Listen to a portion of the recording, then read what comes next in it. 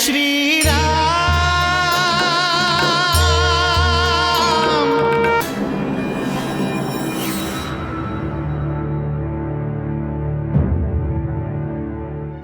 मित्र दनु, तहार कहानी अद्भुत बा। हमनी के तोहरा से सहानुभूति बा। हमरो रउआ से सहानुभूति बा राम, काहे कि राउर पत्नी के अपहरण भइल बा।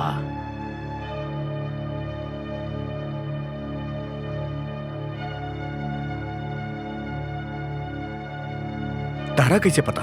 तू ये बारे में कैसे जानेला? हमनी के बतावा। काहे कि हमनी के शीघ्र अतिशीघ्र भाभी के ढूंढे के बा।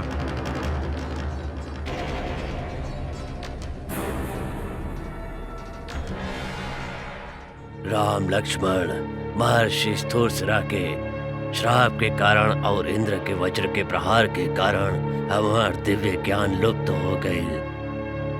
अंतिम संस्कार के बाद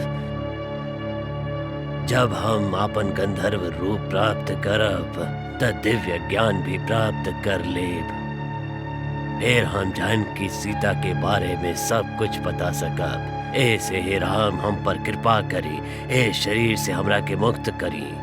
रहुआ हमार सूर्यास्त होके के समय कोनो गड्ढा में डाल के दाह संस्कार कर दी, तबे हम जानकी माता के ढूंढे में राउर सहायता कर सकब। परंतु तोहरा के जीवित कैसे कइल जा सकेला? हे राघव, एकरा से तारा कोनो दोष ना लागी।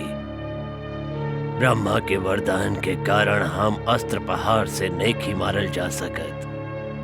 वो करे के उपाय बा कि हमरा ऋषि स्थूल सिरा के कथानुसार अग्नि में जला के भस्म कर दिया जाए, तब हम हे विकराल शरीर के बंधन से मुक्त होके आपन असली शरीर के प्राप्त करब।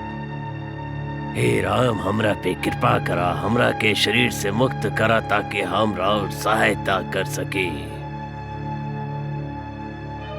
लक्ष्मण, चिता के तैयारी करा। जवन आज्ञा।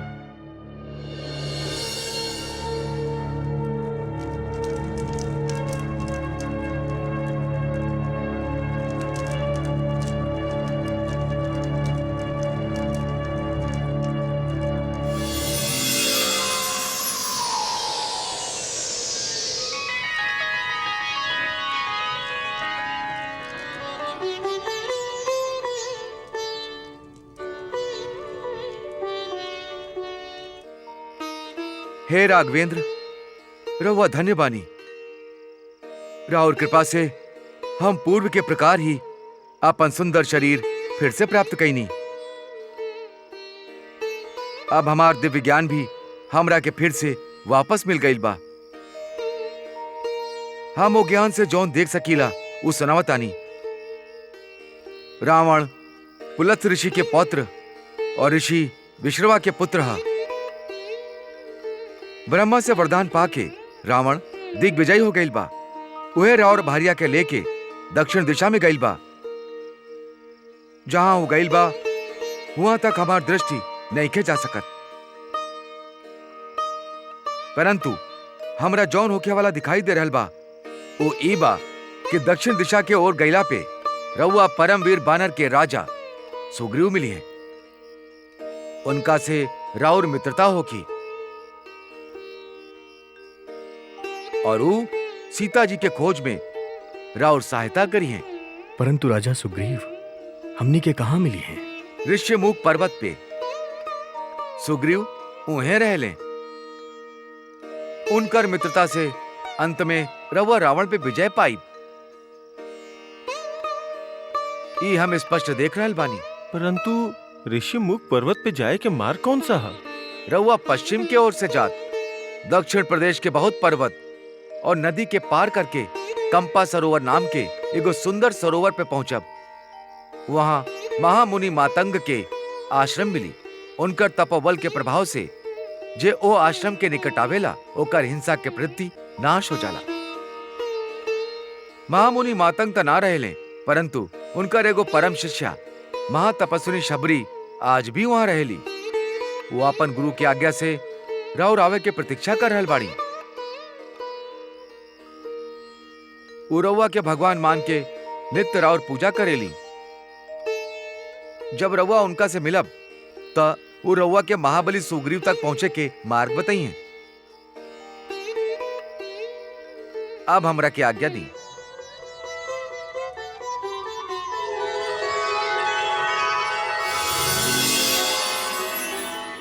हे महात्मा, रउआ के राउर भिष्ट लोक प्राप्त होके।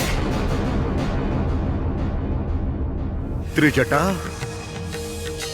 लंका के होखे वाली स्वामी कैसन बाड़ी? हम सीता के बारे में पूछ रहे बानी। जाके हमार आवे के सूचना द सीता के। जौन आज्ञा लंकापति। रुका, हम स्वयं सीता के सामने जाए।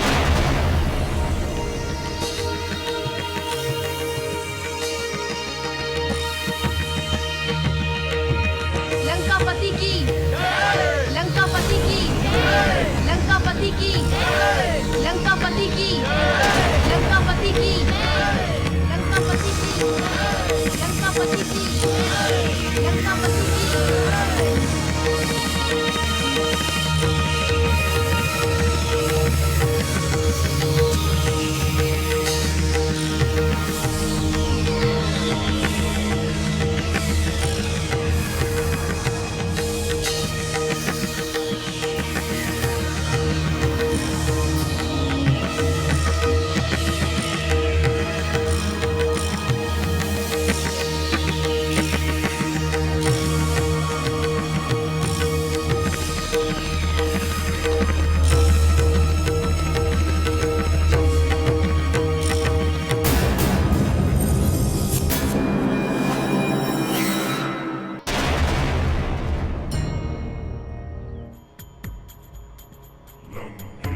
हे सुंदरी,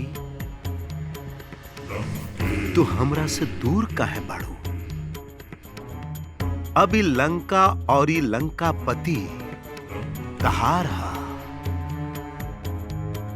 लंका के सारा वैभव, सारा ऐश्वर्य तहार हा। अब लाज त्याग के हमरा के स्वीकार करना।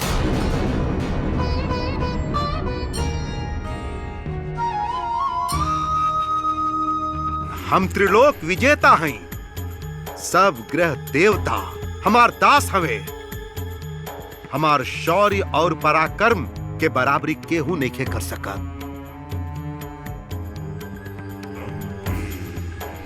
यही से वो बनवासी राम के भुला के हमार पत्नी बन जा। अब तो राम से तहार मिलल असंभव बा। जौना तरह पवन के बंधन में जकड़ल नहीं खे जा सकत, जौना तरह अग्नि के मुट्ठी में पकड़ल नहीं खे जा सकत, ही कोई तरह राम के लंका तक पहुंचल असंभव बा। हे सुंदरी, हे कमाल लोचनी, हमरा से विवाह करके सब सुख के उपभोग करा। विनाश काले विपरीत बुद्धि, ये तहर दसाबा। सीता की ढूंढत रघुनंदन यहाँ अवश्य पहुंच जाइए। रघुनंदन हर असंभव के संभव कर दी है। कि तू खर, दूषण, मारीच, ताड़का विरोध के मौत के बाद भी न जान ल, तई तहर दुर्भाग्य बा। सीता, तहरा तरह कायर ना हवे हमार पति। सीता, अपना आप के महापराक्रमी और शौर्यशाली समझेला और दोसर के पत्नी के उठा के लावे के नीच काम करेला। ऐसा नीच और घिनौना काम केवल एगो कायर ही कर सकेला, कौनो बलशाली ना। हमार पति जब तरह सामने हो खिए और अपन नुकीला बाण से तहार अहंकार के छाती के छलनी कर दी है, तब तहरा पता चली मृत्यु पर विजय पावे वाला तहार ई बात कितना खोखला बा। हमरा के स्पर्श करके तू जौन पाप कैले बाड़ा, जौन अन्याय कैले बाड़ा, वो अपराध के दंड रघुनंदन तहरा के मृत्यु दंड दे के पूरा करी है। हमार पति में और तहरा में कौनो मिल नहीं खे। तू अधर्मी हवा। हमार पति धर्म के मार्ग पर चले ले, वो मर्यादा से रहे ले। तू मर्यादाहीन हवा। तू शीघ्र ही अपन भाई खर और दूसर से मिले नरक चल जाइबा। सीता!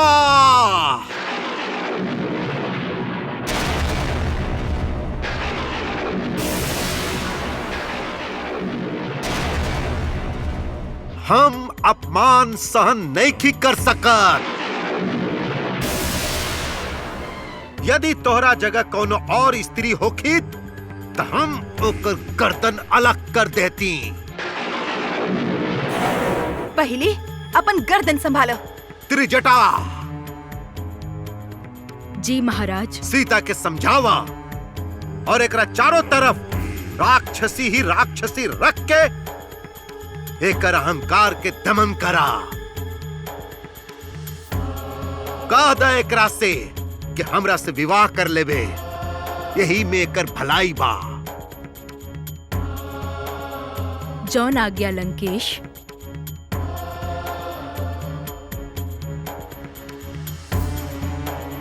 और हाँ,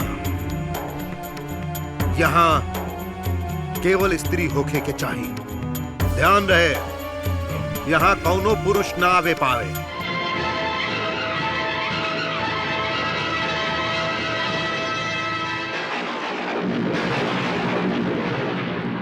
आज तक हमें विषय पे कबो चर्चा नहीं की कैली। भ्राताश्री के शाप मिलल बा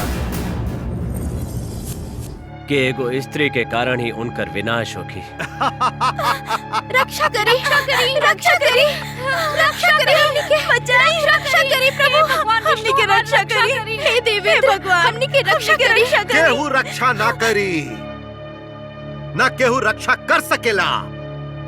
अब तू सबके हमार अंतपुर के शोभा बढ़ावे के होकी। हे दुष्ट राक्षस, अपन बल के अहंकार में आके तू हमनी स्त्री के जौन अपमान कैले बाड़ा, हमनी के सुखी जीवन ध्वस्त कैले बाड़ा। हमनी के अपन पति से, पिता से, पुत्र से अलग करके कलंकित कैले बाड़ा। हम तोहरा के शाप देतारी कि जौन स्त्री के तू तुच्छ समझेला, अबला मानेला, उहे स्त्री के कारण तहार सर्वनाश होगी, सर्वनाश। समय करवट बदलत रहेला भाविश्री। शूर्पणखा के कारण ही त्रिसरा, खर और दूषण जैसन महापराक्रमी अपन 14 सहस्त्र सेना के साथ मृत्यु के मुख में चल गईले। उहे शूर्पणखा के बहकावा में आके भ्राताश्री दशानन सीता के हरण कैले। दोनों स्त्री हैं भाविश्री। एगो स्त्री के भ्राता प्रबल प्रतापी महापराक्रमी है, जे तीनों लोग जितले बा, और दूसर की स्त्री के पति महापराक्रमी समर्थशाली एगो श्रापग्रस्त बा, और दूसर के पास धर्मात्मा महात्मा ऋषि लोक के आशीर्वाद बा।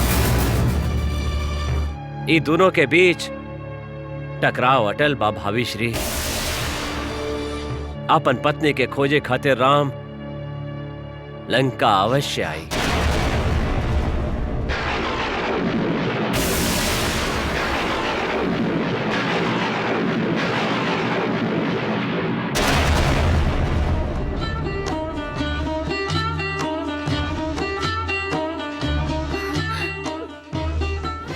तहरा जैसन बहिन कोनो भाई के ना मिले, जौन सदा अपन भाई के विनाश चाहत होखे। कुलघातीन, तोर भाई रावण के साथ साथ तोर पूरा कुल के भी विनाश कर दिए हमारा रघुवीर। हम अभी से तोर भाई रावण के सब पत्नी के विधवा देख रहल बानी। सीता सत्य ही तो कहले हई, तोहार जैसन बहिन कौनो भाई के ना मिले। भाविश्री, क्रोध तो हमरा के आवे के चाहिए, तोहरा के ना। तोहार ही कृपा से लंकापति सीता जैसन आग के लंका में ले आइले।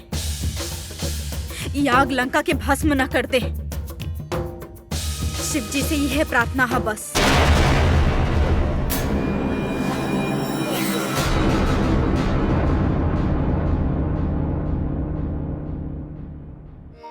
देवादिदेव, मंदोदरी जैसे महान पतिव्रता स्त्री रउआ से प्रार्थना कर रहल बाड़ी।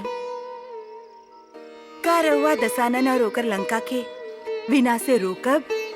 देवी, का पहाड़ से गिरे वाला नदी के रोकल जा सकेला? का अग्नि के चपेट में आयल कोनो वस्तु के जले से रोकल जा सकेला? का भयंकर वर्षा और तीव्र आंधी से होखे वाला विनाश के रोकल जा सकेला? ना देवी, कदापि ना। यह दशा दशानंद रावण के बा। ओकर दशमुखी अहंकार ओकरा के विनाश के कगार पर ले आई बा। जौन दिन प्रभु श्री राम ओकरा समक्ष खड़ा होखिए, ओकर विनाश निश्चित बा।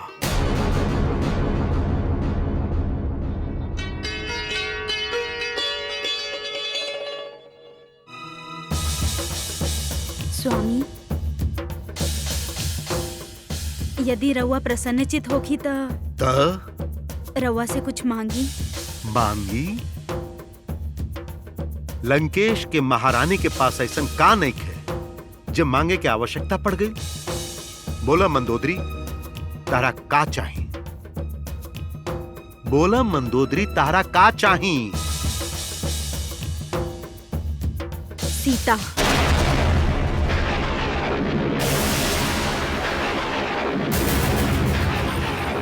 सीता? हम कुछ समझनी ना। स्वामी, रउआ उनका लेत आयल बानी, किंतु ई राउर कीर्ति पर कलंक बा। सीता लंका खातिर अमंगल बाड़ी, अशुभ बाड़ी। उनका यहाँ रहे से केहू के कल्याण ना होखी। रउआ उनका के वापस उनकर पति के पास भेज दी ही। महारानी मंदोदरी,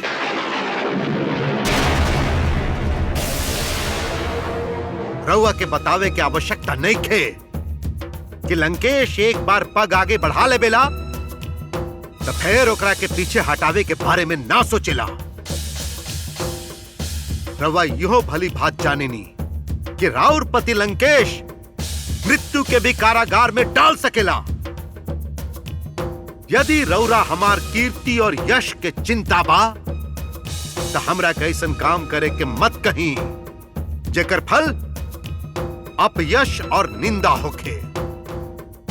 राउर अनुरोध में छुपल भय हमरा स्पष्ट दिखाई दे रहल बा। लंकेश के पत्नी के ई बात शोभा नहीं खे देत महारानी मंदोदरी, शोभा नहीं खे देत।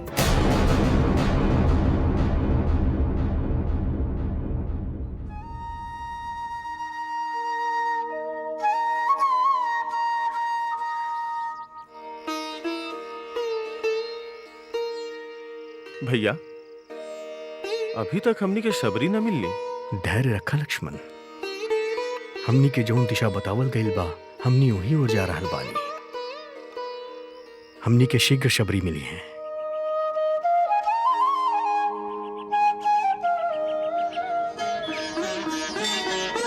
जय श्री राम।